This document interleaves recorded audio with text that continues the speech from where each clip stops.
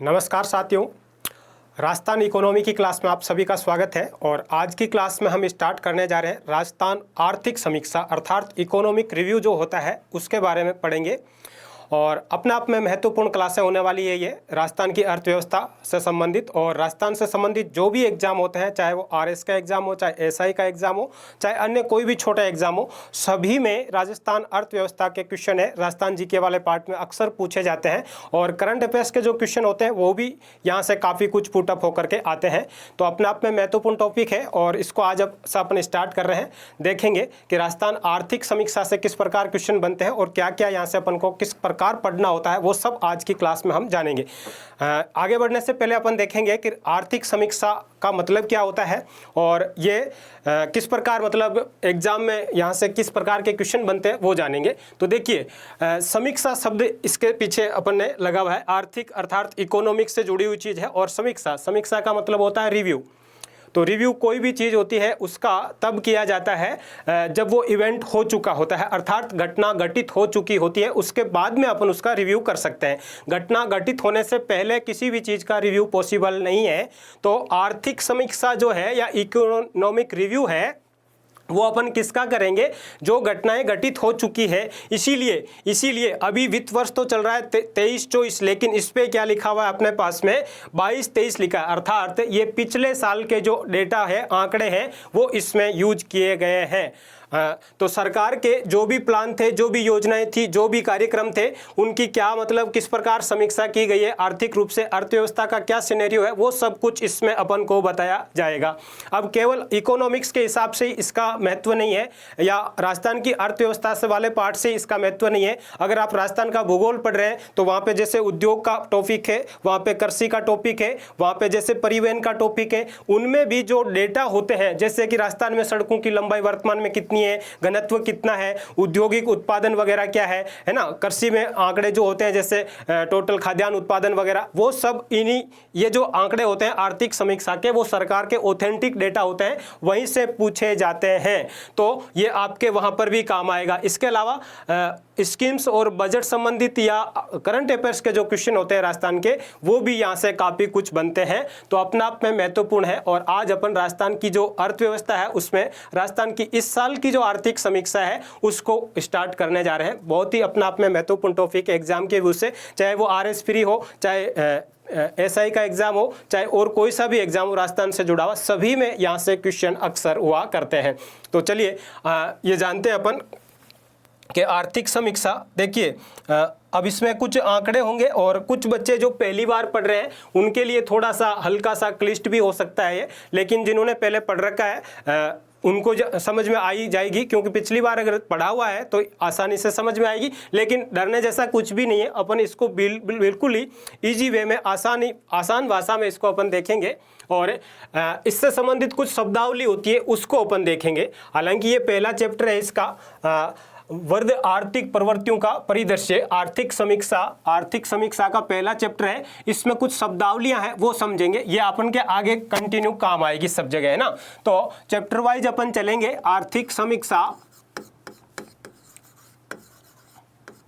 राजस्थान की जो आर्थिक समीक्षा है उसको आज से अपन ने स्टार्ट किया है। तो आर्थिक समीक्षा 2022-23 इसके बारे में आज अपन पढ़ने जा रहे हैं।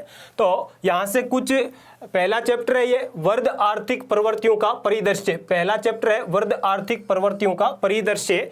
और इसमें क्या है, इसमें कुछ शब्दावली है वो अपन समझेंगे। पहले वो शब्दावली जब समझ में आएगी तभी अपन को क्या है ये चीज़ें समझ में आएगी, क्योंकि अर्थव्यवस्था से जुड़ी हुई चीज़ें हैं, बजट से जुड़ी हुई चीज़ें हैं, और ये तभी समझ में आएगी जब अपन इस शब्दावली को आसानी से आसान भाषा में समझ लेंगे।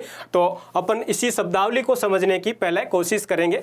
जैसे एक टर्म यूज किया जाता है GSDP, है ना, GSDP, इसका मतलब क्या है? G का मतलब है ग्रोस, S का मतलब है स्टेट, D का मतलब है डोमेस्टिक और P का मतलब है प्रोडक्शन, अर्थात सकल राज्य घरेलू उत्पाद। अगर ये राज्य का S नहीं होकर डायरेक्ट होता GDP तब अपन इंडिया की बात करते हैं, GDP होता तब अपन क्या बात करते हैं कि ये भारत की बात की जा रही है। राज्य का S लगाने से स्टेट शब्द और इसमें जुड़ गया, बाकी चीज वही है। अब इसका मतलब क्या होता है, जीएसडीपी का मतलब है ग्रोस स्टेट डोमेस्टिक प्रोडक्शन, अर्थात सकल राज्य घरेलू उत्पाद। इसका मतलब है कि जैसे आपका राजस्थान है, अपना राजस्थान है, क्योंकि अपन राजस्थान की अर्थव्यवस्था के बारे में और राजस्थान की आर्थिक समीक्षा पढ़ रहे हैं, तो अपन जैसे राजस्थान है, मान लीजिएगा ये आपका अपना राजस्थान है, इसकी ये बाउंड्री है। अब इसकी भौगोलिक सीमा के अंतर्गत एक निश्चित अवधि के अंतर्गत जो भी प्रोडक्शन सेवाओं का चाहे वस्तुओं का साल भर में हुआ है, उसको अपन क्या कहेंगे, उसका योग करेंगे, है ना, उसका योग करेंगे, चाहे वो वस्तु हो प्लस सेवा हो, उन सब का जो मूल्य है, उनका जो मौद्रिक मूल्य है, उसका योग करेंगे, टोटल करेंगे, तो वो क्या कहलाएगा, वो एक तरह से जीएसडीपी कहलाएगा। ये एक निश्चित अवधि होती है, उसको अपन वित्त वर्ष भी कह सकते हैं। निश्चित भौगोलिक सीमा के अंतर्गत ये उत्पादन होता है, चाहे वो वस्तु का उत्पादन हो चाहे सेवा का उत्पादन हो, इनका योग होगा, इनका जो टोटल होगा वो क्या कहलाएगा, वो कहलाएगा टोटल का जो मौद्रिक मूल्य होगा, अंतिम मूल्य होगा, इस योग का अंतिम मूल्य जो होगा वो क्या कहलाएगा, वो कहलाएगा एक तरह से जीएसडीपी या सकल राज्य घरेलू उत्पाद कहलाएगा, सकल राज्य घरेलू उत्पाद कहलाएगा। अब इसको अपन परिभाषा के रूप में भी देखें तो देखिए कि राज्य अर्थव्यवस्था के अंतर्गत, है ना, इकोनॉमी की बात हो रही है, बिना दोहरी गणना किए, मतलब दोबारा नहीं गिनना है, किसी की भी चीज को क्या करना है, दोहरी गणना नहीं करनी है, दोबारा नहीं गिनना है, एक ही बार गिनना है। निश्चित अवधि से मतलब क्या है, एक वित्त वर्ष। निश्चित अवधि से क्या तात्पर्य है, एक वित्त वर्ष। जैसे 22-23 का वित्त वर्ष है, अभी चल रहा है 23-24 का वित्त वर्ष चल रहा है, तो वो निश्चित अवधि होगी। उत्पादित अर्थात जो प्रोडक्शन हुआ है उसमें समस्त वस्तुओं और सेवाओं का मौद्रिक मूल्य, अर्थात कोई आपने जैसे कोई प्रोडक्शन किया, कुछ भी आपने मान लीजिए कोई बनाया, आपने कोई साइकिल भी बनाई या कार बनाई, तो उसका कोई मौद्रिक मूल्य होगा, उसकी कोई वैल्यू होगी, उसकी कोई लागत कीमत होगी, है ना, उसको काउंट करेंगे। साथ ही जैसे कोई सेवा दी आपने मान लीजिएगा, है ना, तो उसकी भी कुछ कॉस्ट होती है, उसका जो मौद्रिक मूल्य है उसको योग किया जाएगा, टोटल योग किया जाएगा, वो क्या कहलाएगा, वो उस राज्य की जीएसडीपी कहलाएगी। अर्थात राज्य की भौगोलिक सीमाओं के अंतर्गत साल भर में अर्थात वित्त वर्ष के अंतर्गत टोटल जितनी सेवाएं प्लस जो भी वस्तुएं हैं उत्पादित की गई है, उनका जो अंतिम मौद्रिक मूल्य है, यहाँ पे ध्यान ये रखना है कि ये जब अपन मूल्य लगाते हैं तो दोबारा किसी को, एक ही वस्तु को दोबारा नहीं गिनना है, अर्थात दोहरी गणना से अपन को क्या करना होता है, बचना होता है, नहीं तो क्या होगा, डबल आकार आ जाएगा उसका एक तरह से। तो वस्तुएं और सेवाएं जो कि राज्य की भौगोलिक सीमाओं के अंतर्गत साल भर में उत्पादित की गई है, उनका टोटल है वो क्या कहलाएगा, उनका टोटल है वो जीएसडीपी कहलाएगा। एक तो ये परिभाषा अपन को क्लियर होगी कि जीएसडीपी क्या होती है ना, जीएसडीपी क्या होती है। अब इसको आप शॉर्ट में भी देख सकते हैं, इन शॉर्ट में भी आप इसको देख सकते हैं कि ये होती क्या है कि राज्य सीमा के अंतर्गत उत्पादित वस्तुओं और सेवाओं का अंतिम मूल्य है वो जीएसडीपी कहलाएगा, है ना। अर्थात मान लीजिएगा साल भर में राजस्थान में 1000 रुपये का मतलब प्रोडक्शन हुआ वस्तु और सेवाओं को मिलाकर के, तो वो एक तरह से 1000 रुपये क्या हो जाएगा, वो यहाँ की जीएसडीपी हो जाएगी।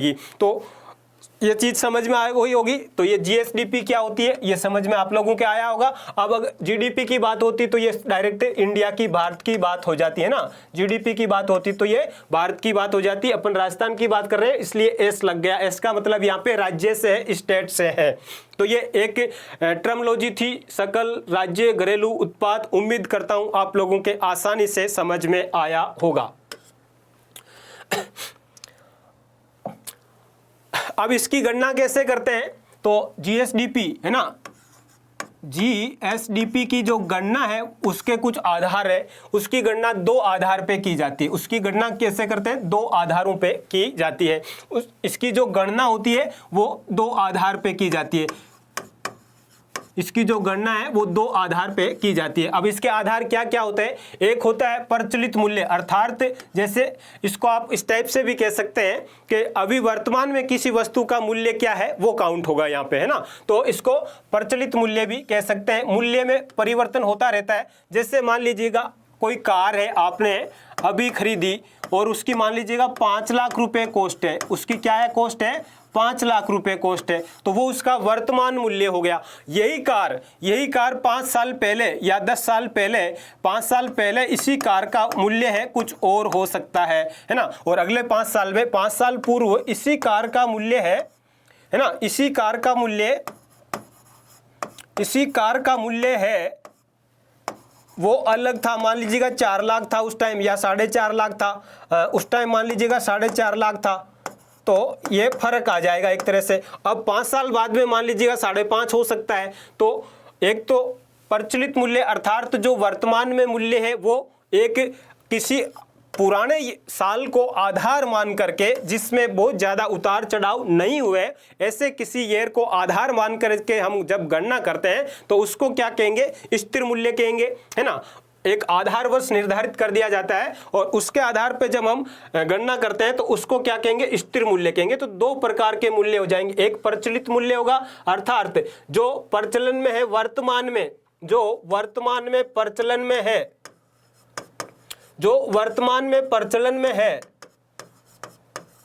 अर्थात करंट ईयर में जो प्रचलन में मूल्य है वो क्या कहलाएगा, वो एक तरह से प्रचलित मूल्य कहलाएगा। इसमें परिवर्तन होता रहता है, इसमें क्या होता है, परिवर्तन होता रहता है, और वो भी शामिल होगा। जैसे उदाहरण से वर्तमान में कार की कीमत कितनी है, 5 लाख रुपए। 5 साल पहले या 2 साल पहले इसकी कार की कीमत कम थी, तो मूल्य में क्या हुआ है, परिवर्तन हुआ है। वो परिवर्तन प्रचलित मूल्य में क्या होगा, शामिल हो जाएगा, है ना, वो शामिल कर लिया जाएगा। इसी प्रकार दूसरा आधार ये है, वो क्या है, स्थिर मूल्य के आधार पे भी गणना की जाती है। क्योंकि इस प्रकार जो महंगाई वगैरह बढ़ती है, मान लीजिएगा महंगाई वगैरह बढ़ती है तो उसका जो इफेक्ट पड़ता है उसको कम करने के लिए, या मतलब उससे आकार बड़ा दिखाई देगा, जाहिर सी बात है ना, आकार बड़ा दिखाई देगा, लेकिन वास्तु में क्या है, वो वैसा कोई प्रोडक्शन हुआ नहीं है। तो उससे बचने के लिए अर्थव्यवस्था की वास्तविक स्थिति प्रकट हो, इसलिए क्या किया जाता है, किसी एक साल को आधार के रूप में, बेस के रूप में मान लिया जाता है ना। तो वो आधार वर्ष वर्तमान में क्या माना जा रहा है, वो 2011-12 का जो ईयर है उसी को आधार ईयर माना गया, इसको क्या है, बेस ईयर माना गया। अभी वर्तमान में जीएसडीपी की गणना के लिए बेस ईयर है उसको मान लिया गया है, किसको, 11-12 को। अब 11-12 में मान लीजिएगा इस कार की कीमत 4 लाख थी या 4.5 लाख थी, और वर्तमान में क्या है, 5 लाख है। तो ये जो डिफरेंस है वो इसमें तो दिखेगा साफ, है ना, प्रचलित मूल्य में, लेकिन आधार वर्ष के आधार पे गणना करेंगे स्थिर मूल्य में, तब वो डिफरेंस है नहीं दिखेगा। तो आधार वर्ष है 2011-12, और इसके आधार पर अगर मूल्य लिया जाए तो अपन को उसको क्या कहेंगे, स्थिर मूल्य, फिक्स रेट कहेंगे एक तरह से। तो ये 2 आधार पे इसकी गणना की जाती है। कहने का तात्पर्य जीएसडीपी की जो गणना है वो 2 आधार पे की जाएगी। और क्या क्या आधार है, एक प्रचलित मूल्य के आधार पे, एक स्थिर मूल्य के आधार पे। प्रचलित अर्थात वर्तमान में प्रचलन में जो मूल्य है ना, उसके आधार पे, और किसी फिक्स ईयर को आधार बना करके जब गणना की जाएगी वो क्या कहलाएगा, स्थिर मूल्य कहलाएगा। तो आधार वर्ष वर्तमान में कौन सा है, 11-12 ही चल रहा है। वर्तमान में आधार वर्ष क्या है जीएसडीपी को गणना करने का, तो वो ये भारत सरकार के द्वारा तय किया जाता है और वो ही चल रहा है, 11-12 वर्तमान में चल रहा है। तो ये अपन को ध्यान रखना है, एग्जाम में पूछा जाता है, अक्सर एग्जाम में पूछ लिया जाता है कि वर्तमान में आधार ईयर क्या है। तो वर्तमान में आधार ईयर है, बेस ईयर कौन सा है, 11-12 ही है। तो ये कुछ चीजें थी, प्रचलित मूल्य क्या होता है और स्थिर मूल्य क्या होता है, आधार वर्ष क्या होता है, ये अपन ने जाना है यहाँ से। ये भी कुछ टर्मिनोलॉजी थी, शब्दावली थी जो कि आर्थिक समीक्षा से जुड़ी हुई है। फिर एक और शब्द आता है एनएसडीपी। एनएसडीपी इसको भी अपन समझते हैं। एनएसडीपी, एन का मतलब है नेट, एन का मतलब क्या है, नेट, एस का मतलब वही स्टेट, डी का मतलब डोमेस्टिक और पी का मतलब प्रोडक्शन, अर्थात शुद्ध। नेट का मतलब है शुद्ध, शुद्ध राज्य घरेलू उत्पाद, शुद्ध राज्य घरेलू उत्पाद। अब देखिए अपन ने क्या किया था, अपन ने जाना था कि जीएसडीपी के बारे में अभी पढ़ा था, जीएसडीपी जीएसडीपी अपन ने ये जान लिया था कि जीएसडीपी क्या है। जीएसडीपी का मतलब है कि राज्य की भौगोलिक सीमाओं के अंतर्गत साल भर में उत्पादित जितनी भी वस्तुएं और सेवाएं हैं उनका अंतिम जो मूल्य योग है वो क्या है, जीएसडीपी है।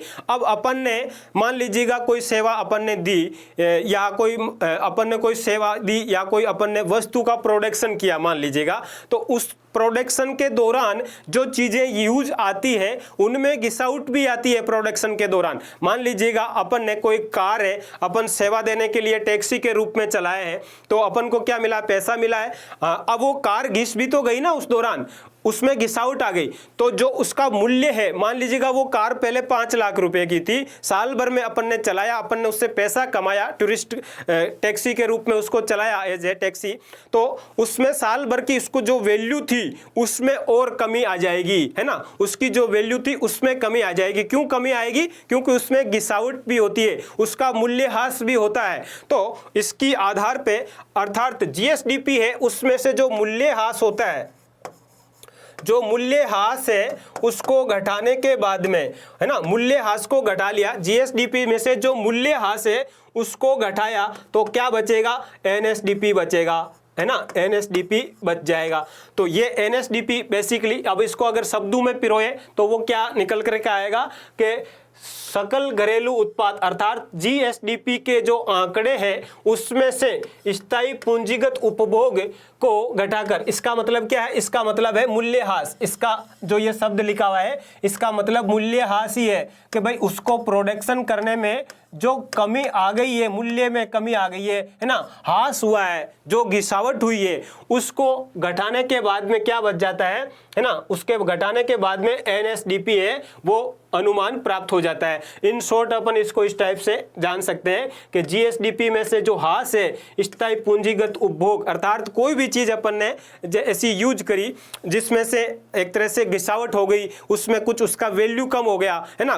पहले वैल्यू मान लीजिएगा गाड़ी की 5 लाख थी, अब घिट करके वो 50,000 कम हो गई 1 साल बाद में, तो वो क्या होगा, 50,000 आपको जीएसडीपी में से घटाना पड़ेगा, तब क्या प्राप्त होगा, तब एनएसडीपी प्राप्त होगा। तो ये थोड़ा सा रियल दिखता है ना, ये थोड़ा सा क्या है, वास्तविक दिखता है। ये आकार में हमेशा ज्यादा दिखेगा, क्यों कि इसमें मूल्यह्रास वगैरह भी ऐड होता है, और इसमें मूल्यह्रास घट जाता है तो ये आकार में थोड़ा सा छोटा दिखेगा, लेकिन ये रियल स्थिति या वास्तविक तस्वीर है वो प्रकट करेगा। तो समझ में आया इसका भी अर्थ अपन को। एनएसडीपी का मतलब क्या है, नेट स्टेट डोमेस्टिक प्रोडक्शन, अर्थात शुद्ध राज्य घरेलू उत्पाद। और शुद्ध राज्य घरेलू उत्पाद जीएसडीपी जो है अर्थात सकल घरेलू उत्पाद जो था उसमें से जो मूल्यह्रास हो गया, साल भर में जो कमी आ गई, घिसावट हुई है, उसको घटाने के बाद में ये हमें प्राप्त होता है। तो ये उम्मीद करता हूं ये भी आप लोगों के समझ में आ जाएगा इससे। अब अपन कुछ और टर्मिनोलॉजी है उसको देखते हैं। एक ये शब्द यूज होता है यहाँ पे जीएसवीए, है ना। इसका मतलब क्या है, जैसे अर्थव्यवस्था होती है, कोई भी अर्थव्यवस्था होती है तो उसके कुछ क्षेत्र हुआ करते हैं। पहले थोड़ा सा इधर ध्यान दीजिएगा, कोई भी अर्थव्यवस्था होती है तो उसके 3 क्षेत्र माने जाते हैं। हालांकि आजकल 5 की बात भी की जाती है, लेकिन मुख्यतः 3 ही है। फिर सर्विस सेक्टर का और विभाजन कर लिया जाता है। इसके 3 क्षेत्र माने जाते हैं। इसके 3 क्षेत्र माने जाते हैं। क्या क्या माने जाते हैं, जैसे प्राथमिक क्षेत्र जिसको अपन कृषि क्षेत्र भी कह सकते हैं। प्राथमिक क्षेत्र, अर्थव्यवस्था का प्राथमिक क्षेत्र इसको अपन अर्थात जहाँ पे प्रारंभिक रूप से जैसे खनन वगैरह हो गया, कृषि वगैरह है, डायरेक्ट इस टाइप की चीजें इसमें आ जाएगी। इसको अपन मुख्य कृषि का योगदान ज्यादा होता है इसमें, तो इसको कृषि क्षेत्र भी कह सकते हैं। इसको कृषि क्षेत्र भी कह सकते हैं। माइनिंग भी इसी में आएगा। दूसरा जो है वो उद्योग, या उसको अपन द्वितीयक क्षेत्र कह सकते हैं। प्राथमिक की जगह इसको क्या कहेंगे, द्वितीयक क्षेत्र। अर्थात प्राथमिक क्षेत्र में जो चीजें उत्पादित हुई है उनको इसमें क्या किया जाएगा, as a raw material use किया जाएगा। तो द्वितीयक क्षेत्र, और द्वितीयक क्षेत्र में मुख्यतः उद्योग का योगदान ज्यादा होता है। उद्योग का योगदान ज्यादा होता है तो इसको औद्योगिक क्षेत्र भी अपन कह सकते हैं। एक और बच जाता है जिसको अपन तृतीयक क्षेत्र कहेंगे। तृतीयक क्षेत्र तृतीय क्षेत्र कहेंगे इकोनॉमी का तीसरा एक सेक्टर भी होता है, और इसमें सबसे ज़्यादा महत्वपूर्ण योगदान आता है सेवा का, सर्विस सेक्टर का, जैसे है ना सेवा क्षेत्र, तो इसको अपन सेवा या सर्विस सेक्टर कहेंगे। तो अर्थव्यवस्था के, कोई भी अर्थव्यवस्था होती है उसके 3 मुख्य क्षेत्र होते हैं, प्राथमिक, द्वितीयक और तृतीयक। उसमें कृषि, उद्योग और सर्विस सेक्टर के नाम से भी अपन इनको जान सकते हैं। अब किसी अर्थव्यवस्था में किसका कितना योगदान है, किस क्षेत्र का कितना योगदान है, ये जानने के लिए अपन क्या करते हैं, ये जानने के लिए अपन इस टर्म का यूज करते हैं जिसको अपन कहेंगे gross state value addition, gross state value addition, GSVA। ये जो शब्द है अर्थव्यवस्था में अलग अलग क्षेत्रों का योगदान जानने के लिए, क्षेत्र अनुसार योगदान जानने के लिए, सेक्टर वाइज कंट्रीब्यूशन के लिए इस शब्द का प्रयोग किया जाएगा।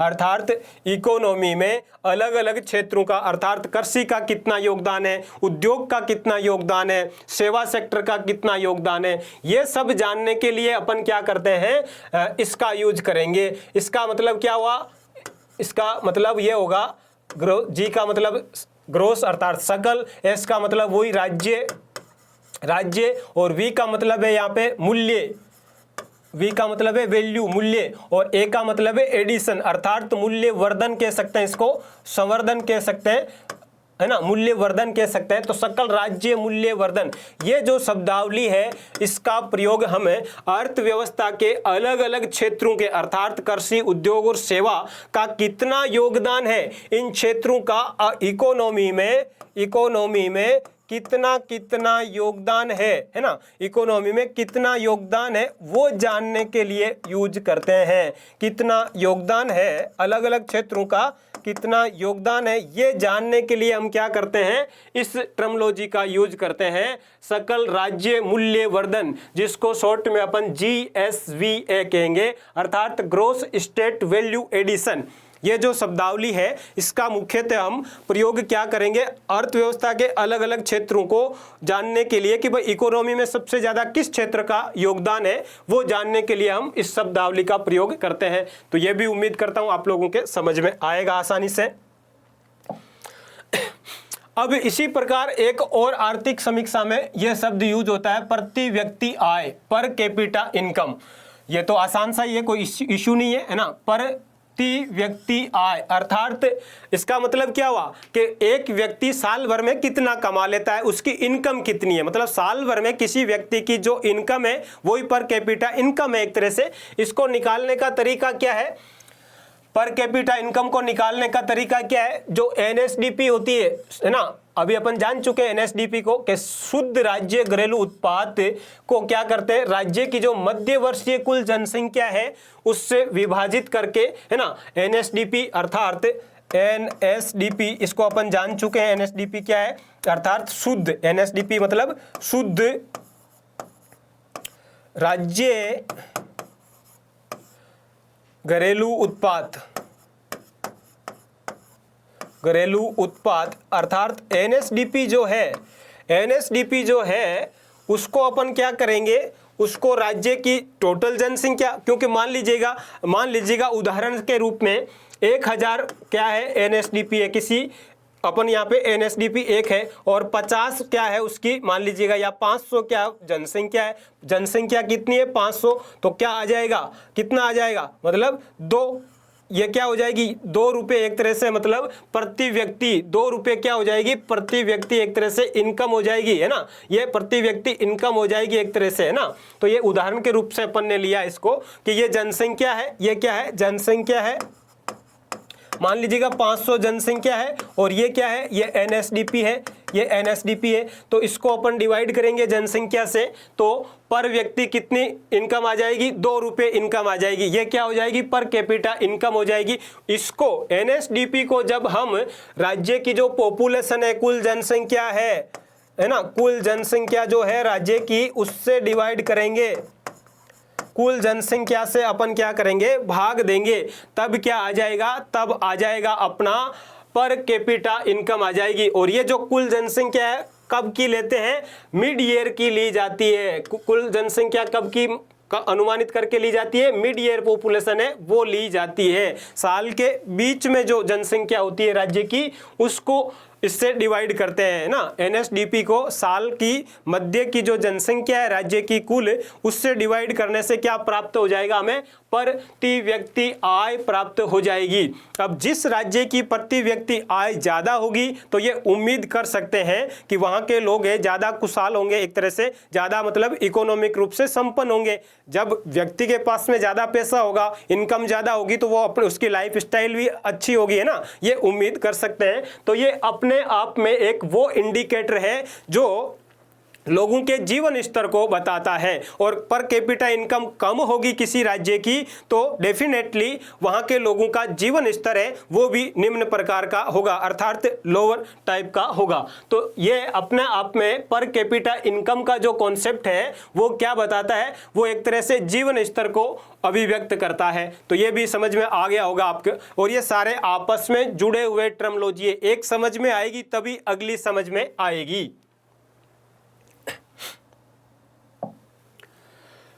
फिर एक और टर्म है, शब्दावली है, बहुत ही महत्वपूर्ण है ये भी, सकल स्थायी पूंजी निर्माण। सकल स्थायी पूंजी निर्माण, इसका मतलब क्या हुआ, जी का मतलब है ग्रोस, जी का मतलब क्या है ग्रोस, और ग्रोस को हिंदी में क्या कहेंगे, सकल कहेंगे।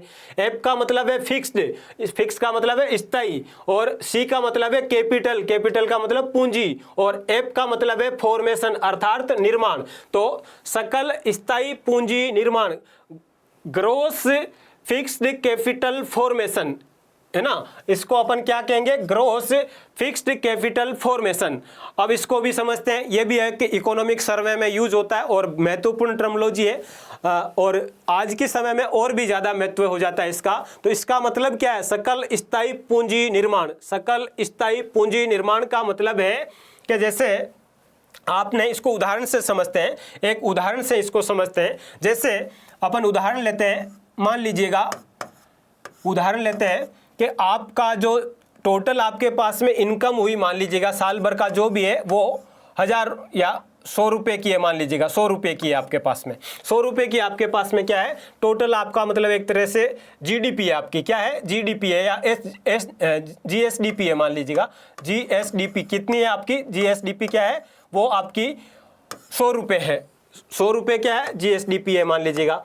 अब आपने 80 रुपये तो खर्च कर दिया, 80 रुपये तो क्या है दूसरी सब चीज़ों पे आपने लोगों को पेंशन दे दी, वेतन दे दिया, व्यवस्था चलाने के लिए, प्रशासन चलाने के लिए, है ना, खर्च कर दिया। आपके पास में 80 रुपये आपने क्या कर दिया, इसमें से खर्च कर दिया, अलग अलग चीज़ों पे आपने क्या कर दिया, खर्च कर दिया। बचा कितना आपके पास में 20 रुपये। आपने 20 रुपये का आपने क्या किया, वो आपने ऐसा कोई जैसे पुल बना दिया, कोई रोड बना दी, या ऐसी कोई चीज़ आपने बना दी, अर्थात जो आगे भी आपको फ्यूचर में भी स्थायी रूप से मतलब एक तरह से क्या किया है आपने, स्थायी परिसंपत्ति का निर्माण किया है, स्थायी पूंजी आपने लगा दी है जो आगे भी आपको काम आएगी, है ना। कोई आपने कुछ मान लीजिएगा ऐसी कोई चीज़ खरीद ली जो आगे भी आपके काम आएगा, अर्थात स्थायी पूंजी निर्माण में आपने कुछ लगा दिया 20%, 20 रुपये आपने क्या लगा दिया, स्थायी पूंजी निर्माण में लगा दिया। तो ये जो 20 रुपये वो क्या कहलाएगा, वो ये कहलाएगा, है ना, वो ये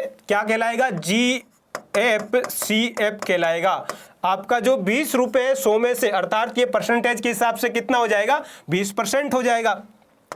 परसेंटेज के हिसाब से निकालेंगे तो कितना हो जाएगा, 100 में से आपने क्या लगाया, 20 रुपये स्थायी पूंजी निर्माण में लगाए हैं, तो वो आपका ग्रोस फिक्स्ड कैपिटल फॉर्मेशन हो जाएगा। इसको इसी टाइप से समझाया हुआ है कि प्रचलित कीमतों पर वर्ष 2021-22 में GFCF कितना था, 3,46,844 करोड़ रुपए था। इतना सारा ये आंकड़े हैं। अब ये आंकड़े तो बार बार जब अपन पढ़ते हैं तब अपन को याद हुआ करते हैं, तो अपन को पढ़ना ही पड़ेगा इनको बार बार। तो इतना था। अब इसको अगर जीडीपी का, कुल जीडीपी का परसेंटेज का हिसाब से निकालें तो कितना था, ये इंपॉर्टेंट आंकड़ा है, ये अपन को याद होना चाहिए, एग्जाम में पूछ लिया जाता है कि सकल स्थायी पूंजी निर्माण कितना था, तो 28.47% है ना।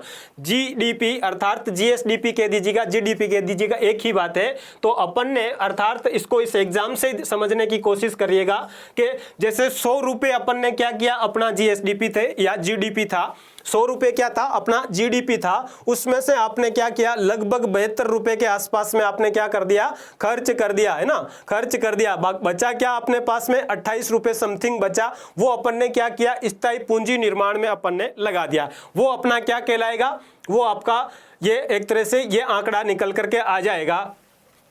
अब इसमें ये जो आंकड़ा है हमारे पास में वो कब का है, 21-22 का है। ये 21-22 का आंकड़ा अवेलेबल है, ये 21-22 का आंकड़ा अवेलेबल है। अब तुलनात्मक देखें तो 20-21 में हमारे पास में इसकी तुलना करें 20-21 में, तो इसमें कुछ वृद्धि दर्ज की गई है। इसमें क्या हुआ है, इसमें वृद्धि दर्ज की गई है, इसमें क्या है, ग्रोथ हुई है। कितनी ग्रोथ हुई है, तो वो 26.63% क्या हुआ है, ये बड़ा है। अर्थात 20-21 में जो था उससे थोड़ा सा बढ़ करके एक तरह से ज्यादा हो गया है ना, इसमें वृद्धि हुई है।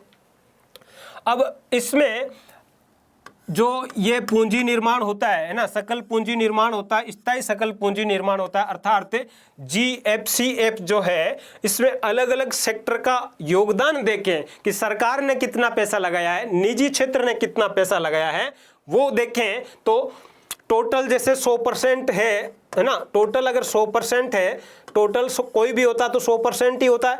और 100% में से मैक्सिमम हिस्सा कहाँ से आया है, 76% हिस्सा कहाँ से आया है, वो निजी क्षेत्र अर्थात प्राइवेट सेक्टर से लगाया है। अर्थात इस प्रकार पूंजी निर्माण में प्राइवेट सेक्टर का योगदान है वो ज्यादा है, प्राइवेट सेक्टर का योगदान है वो क्या है, ज्यादा है। कितना हिस्सा है, 100 में से 76% तो प्राइवेट सेक्टर ने लगाया है पैसा, और सार्वजनिक क्षेत्र अर्थात सरकारी पैसा कितना लगा है, वो मात्र 23.81% ही। अर्थात सकल पूंजी निर्माण में सरकार ने पैसा कम लगाया है, प्राइवेट सेक्टर ने पैसा ज्यादा लगाया है।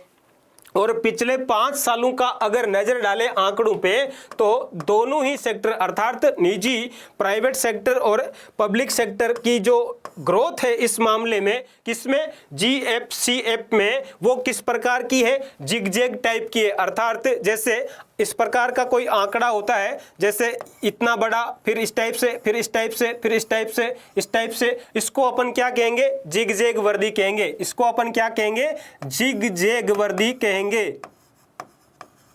जिगजैग ग्रोथ इसको अपन कहेंगे। इस प्रकार ये है ना, इस प्रकार जब कोई वर्दी होती है इस टाइप से ये आगे बढ़ती जा रही है ना, तो इसको अपन क्या कहेंगे, जिगजैग वर्दी कहेंगे। तो पिछले 5 साल में अगर GFCF में हिस्सेदारी की बात की जाए तो निजी और सार्वजनिक क्षेत्र की वृद्धि इस प्रकार से हुई है, अर्थात इसमें जिगजैग टाइप की जो वृद्धि है वो दर्ज की गई है, वो रिकॉर्ड की गई है।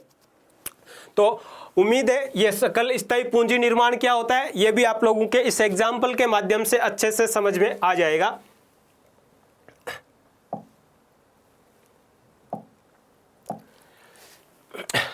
अभी जो सकल स्थायी पूंजी निर्माण होता है उसमें अपन बात करें तो 3 सबसे महत्वपूर्ण जो योगदान देने वाले क्षेत्र है वो कौन कौन से हैं, अर्थात सकल स्थायी पूंजी निर्माण, सबसे ज्यादा पैसा मतलब पूंजी निर्माण में कहां पे लगा है ना, सकल स्थायी पूंजी निर्माण, स्थायी पूंजी निर्माण।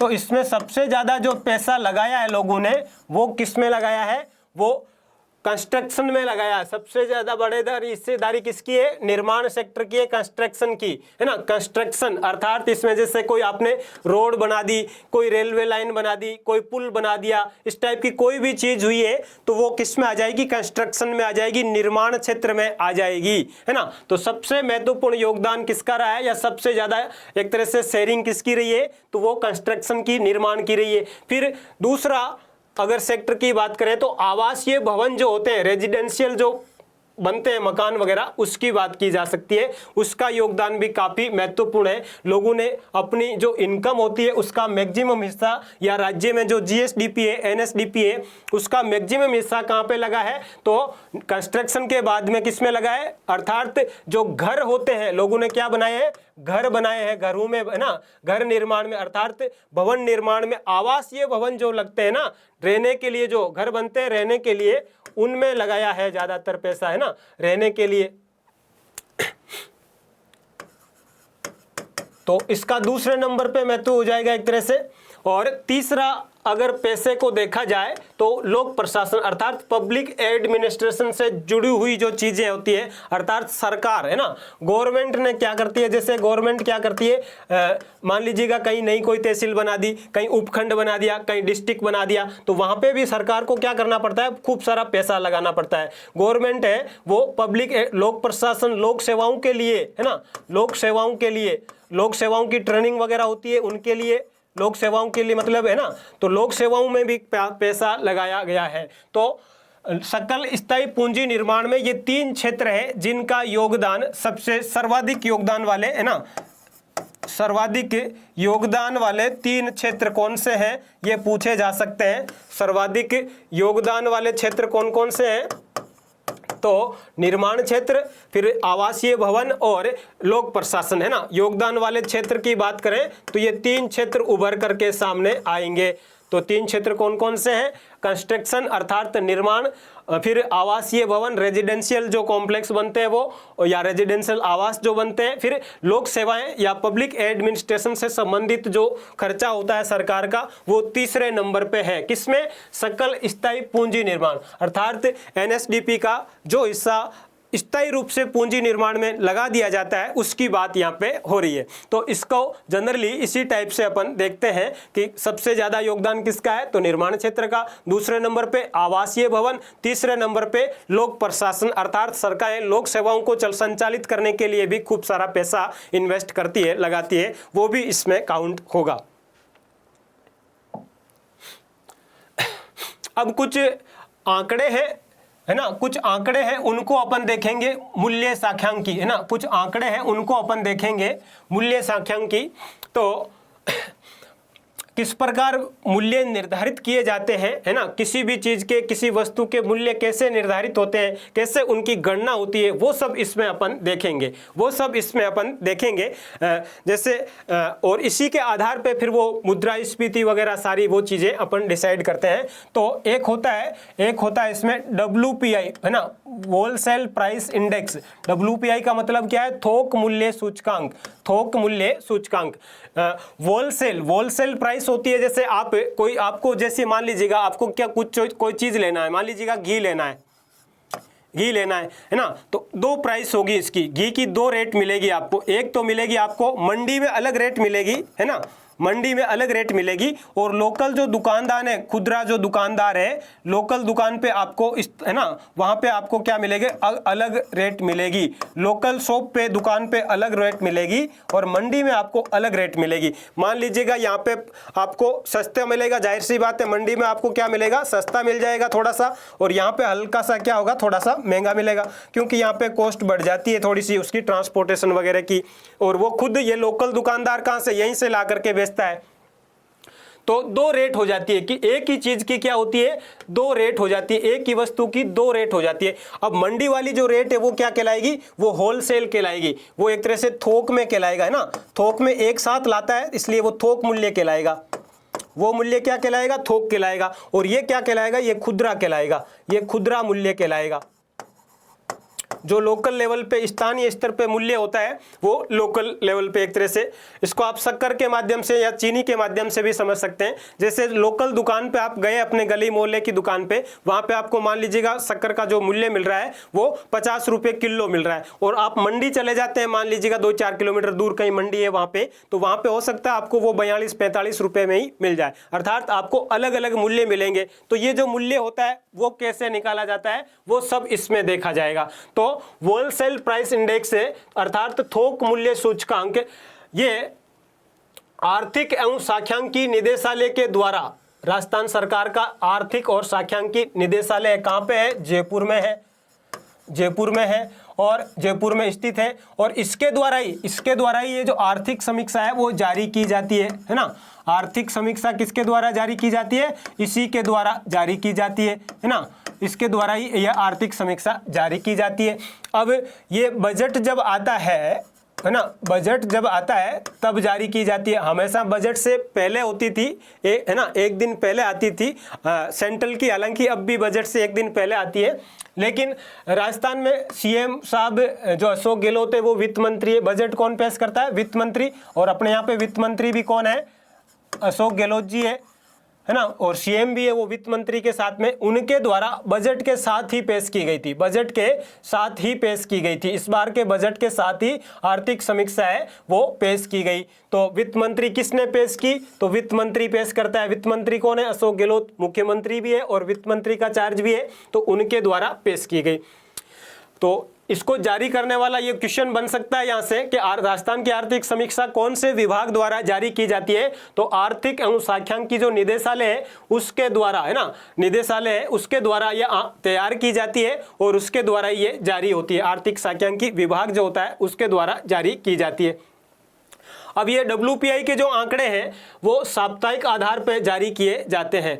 अब वस्तुओं के थोक एवं खुदरा भाव को सन 1957 से राज्य के कुछ सिलेक्टेड केंद्रों से नियमित रूप से संग्रहण किया जाता है कि भाई किस क्षेत्र पे, किस सेक्टर में, कौन से सेंटर पे क्या रेट रही है किसी वस्तु की, वो सैंपल के रूप में इकट्ठे किए जाते हैं और उसके आधार पे फिर क्या करता है, ये जारी किए जाते हैं। WPI थोक मूल्य सूचकांक है वो जारी किया जाता है। तो एक तो ये WPI, अब इसको कुछ अपन को जानना क्या क्या है कि एक तो इसमें क्या होता है, सर्विस है वो मतलब शामिल नहीं होती है, केवल वस्तुओं को शामिल किया जाता है। ये जो WPI है उसमें केवल वस्तुओं को ही शामिल किया जाता है। तो WPI में एक तो ध्यान दीजिएगा, होलसेल प्राइस इंडेक्स होता है, उसमें केवल वस्तुएं शामिल होगी, केवल वस्तुएं हैं वो शामिल होगी, केवल वस्तु जो है उसका मूल्य ही शामिल होगा, केवल वस्तुओं का जो मूल्य है वो ही शामिल है, केवल वस्तुएं शामिल होगी।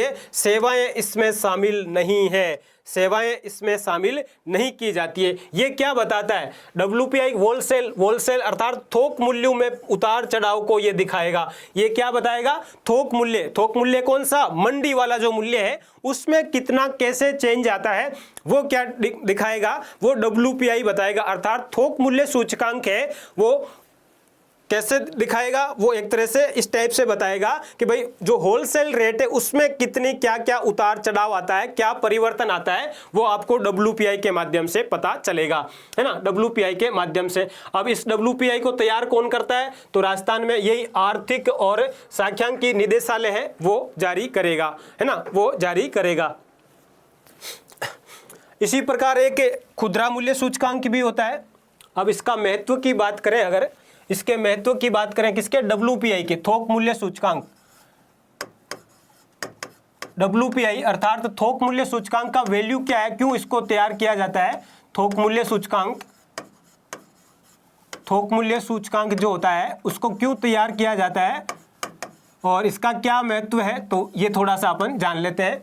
तो इसका महत्व ये है कि सरकार के द्वारा व्यापार, राजकोषीय और मौद्रिक जो इस प्रकार की आर्थिक नीतियां होती है, इनमें अपन को पता रहता है कि भाई रेट वगैरह किस टाइप से आगे बढ़ रही है ना, उसमें ये बेनिफिट करता है, लाभदायक है। अर्थात सरकार के द्वारा किसी भी प्रकार की जैसे आर्थिक या कोई राजकोषीय नीति जारी की जाएगी तो उसमें अपन को ये व्यापार नीति वगैरह है उसमें ये लाभदायक हो जाता है। फिर कुछ वित्तीय संस्थान होते हैं, फाइनेंशियल इंस्टीट्यूट होते हैं, उद्योग वगैरह है, व्यापार मंडल है, उनके द्वारा भी इसको उपयोग में लिया जाता है। राष्ट्रीय और वैश्विक स्तर पे मूल्यों में जो परिवर्तन होते हैं अर्थात जो प्राइस में चेंज होते हैं उसका एक तरह से कंपैरेटिवली एक तरह से अपन अध्ययन करने में ये सहयोगी या सहायक होता है, इसमें भी अपन को इसका महत्व है। तो ये इसकी कुछ वैल्यू है, थोक मूल्य सूचकांक के माध्यम से हम इस प्रकार इसको समझ सकते हैं। अब WPI को अपन जान रहे तो WPI में अर्थात थोक मूल्य सूचकांक, WPI का मतलब क्या है? होलसेल प्राइस इंडेक्स, थोक मूल्य सूचकांक। इसको सिंपल वे में आप एक साथ जब कोई चीज को खरीदते हैं तो रेट आपको अलग लगती है, उस टाइप से ही लीजिएगा ना। थोक मूल्य के लिए WPI जारी किया जाता है। इसका बेस ईयर क्या है? अर्थात बेस ईयर का मतलब क्या है? आधार वर्ष होता है, आधार वर्ष, है ना। तो आधार वर्ष वर्तमान में क्या है? इसका आधार वर्ष क्या है? आज भी इसका आधार वर्ष है 99-2000 का है, वो आधार वर्ष है। यही पूछा जाता है एग्जाम में कि थोक मूल्य अर्थात WPI का आधार वर्ष है वो क्या है, तो ये पूछा जाता है, याद करना है अपने को। किसके द्वारा जारी किया जाता है तो ये अपन जान चुके हैं, आर्थिक एवं सांख्यिकी निदेशालय जयपुर द्वारा जारी किया जाता है ना। राजस्थान सरकार का एक विभाग है उसके द्वारा जारी किया जाता है। अब WPI है वो 4 प्रकार के ये WPI है। एक लेबर के लिए होता है ना, लेबर के लिए होता है, इसका आधार वर्ष अलग है, 2016 है। ये श्रम ब्यूरो शिमला, ये 3 जो है शुरुआत वाले, ये तीनों तो ये जारी किए जाएंगे आपके, 3 जो है वो श्रम ब्यूरो शिमला के द्वारा जारी किए जाएंगे। और एक जो है रूरल और अर्बन का संयुक्त जारी किया जाता है, CPI अर्थात है ना, उसको है वो NSO अर्थात राष्ट्रीय, NSO का मतलब है राष्ट्रीय नेशनल स्टैटिस्टिकल ऑर्गेनाइजेशन, राष्ट्रीय सांख्यिकी संगठन है, उसके द्वारा जारी किया जाएगा। सांख्यिकी संगठन जो है उसके द्वारा जारी किया जाएगा, जो दिल्ली में स्थित है, उसके NSO अर्थात NSO के द्वारा जारी किया जाएगा, ये वाला 4था नंबर का। तो WPI है वो 4 प्रकार से जारी किया जाता है ना, 4 प्रकार से जारी किया जाता है, अलग अलग, रूरल के लिए अलग, एग्रीकल्चर के लिए अलग, है ना, इस टाइप से। तो चौथा है वो अलग टाइप से है, जो कि एक तरह से ग्रामीण और शहरी क्षेत्र के लिए संयुक्त रूप से जॉइंटली जारी किया जाता है, और वो जारी करता है NSO के द्वारा। NSO की फुल फॉर्म क्या है? राष्ट्रीय सांख्यिकी संगठन। ये दिल्ली में स्थित संस्था है और सांख्यिकी अर्थात स्टैटिक्स से संबंधित डेटा इकट्ठा करने का कार्य किया जाता है इसके द्वारा।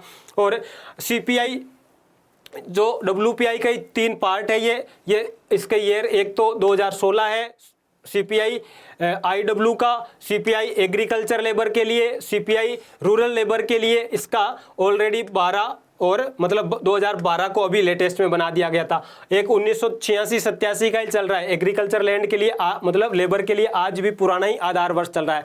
तो आधार वर्ष आपसे पूछा जा सकता है, इंपॉर्टेंट यहाँ से 2000 वाला है। WPI का आधार वर्ष क्या है ये अपन को ध्यान करना है। किसके द्वारा जारी किया जाता है? तो जारी करने वाली संस्था कौन है? जारी करने वाली संस्था है वो आपकी श्रम ब्यूरो शिमला है, श्रम ब्यूरो शिमला के द्वारा जारी किया जाता है।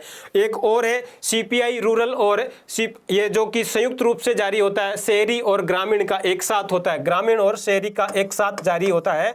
इसका आधार ईयर क्या है? इसका आधार ईयर है वो 2012 है, और इसको जारी करने वाली संस्था है वो अलग है, NSO के द्वारा जारी किया जाता है, जिसकी फुल फॉर्म क्या है? राष्ट्रीय सांख्यिकी संगठन, राष्ट्रीय सांख्यिकी संगठन। राजस्थान में भी WPI जारी किया जाता है, होलसेल प्राइस इंडेक्स के लिए थोक मूल्य सूचकांक। इसमें मोस्टली क्या होता है? मासिक आधार पे जारी किया जाता है। और कौन जारी करता है ये अपन जान ही चुके हैं, आर्थिक और सांख्यिकी निदेशालय के द्वारा जारी होता है ना। आर्थिक और सांख्यिकी निदेशालय, आर्थिक एवं सांख्यिकी निदेशालय जो है वो जारी करता है। आर्थिक और सांख्यिकी निदेशालय जो है जयपुर, उसके द्वारा ये जारी किया जाता है, जयपुर के द्वारा जारी किया जाता है, जयपुर के द्वारा जारी किया जाता है। अब अपने यहाँ पे इसमें 54 वस्तुएं हैं वो शामिल की जाती है। टोटल कितनी वस्तुएं शामिल की जाती है? थोक मूल्य सूचकांक के लिए कितनी वस्तुएं? 54 वस्तुएं। तो 54 वस्तुएं सिलेक्टेड है और अलग अलग सेंटरों से ना। थोक मूल्य सूचकांक में, थोक मूल्य सूचकांक जो तैयार किया जाता है उसमें, थोक मूल्य सूचकांक के लिए अपने यहाँ पे 154 वस्तुएं हैं वो शामिल की जाती है, 154 वस्तुएं हैं वो शामिल की जाती है। ये जारी कौन करता है?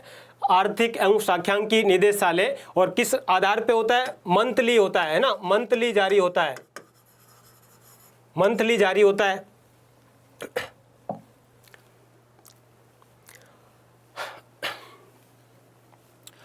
अब इसमें जो वस्तुएं हैं अपन ने जैसे जाना कि 154 वस्तुएं थी टोटल, उसमें से 75 वस्तुएं हैं प्राथमिक अर्थात एग्रीकल्चर कृषि वगैरह से जुड़ी हुई वगैरह जो चीज़ें होती है उस वाली है 75 वस्तुएं। उसका भारांश कितना है? 33.89% है ना। और इस वर्ष इसमें वृद्धि कितनी की है, ग्रोथ कितनी हुई है? तो 9.92% अर्थात सबसे ज़्यादा वृद्धि इसी में दर्ज की गई है। दूसरे नंबर पे है विनिर्मित अर्थात मैन्युफैक्चरिंग से जुड़ा हुआ, और 69 वस्तुएं इसकी शामिल है। और भारांश कितना है इसका? तो लगभग 40.85% अर्थात 41% के आसपास। इसमें ग्रोथ रेट है बहुत ही कम हुई है, अर्थात इसमें ग्रोथ रेट है 1.20%। ये सबसे कम ग्रोथ है, कम ग्रोथ इसी में हुई है, कम वृद्धि इसी में हुई है।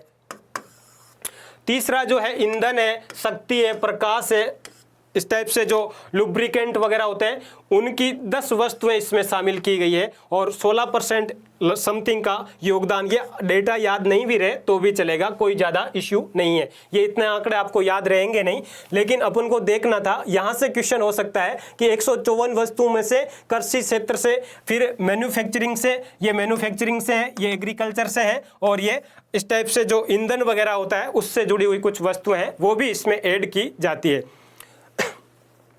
तो आज की क्लास में फिलहाल इतना ही।